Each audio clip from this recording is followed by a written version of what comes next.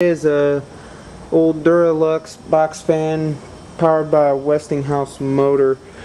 I've been using this one for a while and the motor's developed a, not sure, it's a noise or vibration or something of some kind. I'm trying to get to the cause of it and see if it's something that I might need to do work on.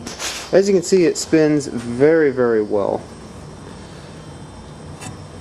You just start it spinning a little bit and it will turn forever.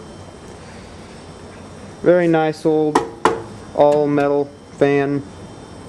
Has had some work done to it before I got it, as referenced by the duct tape.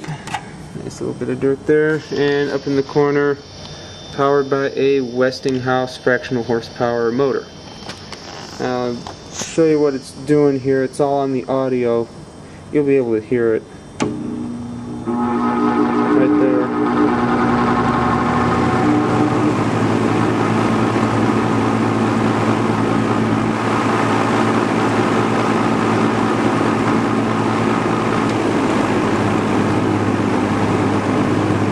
Don't hear it if I go to low, but if I go back up to high,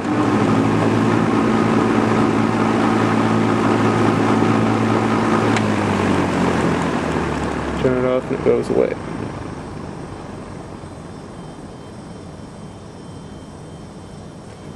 So I don't know. There's not really a spot on here to oil this thing. There's a hole right up at the top, but that's got like a piece of fabric or something in there. I don't really want to drop any oil onto it because it won't go to the crankshaft. I'm just not sure.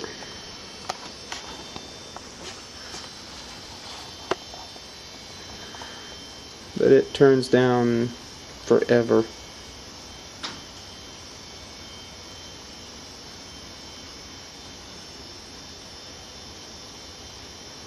I don't think it would be needing oiled because it's turning as well as it is.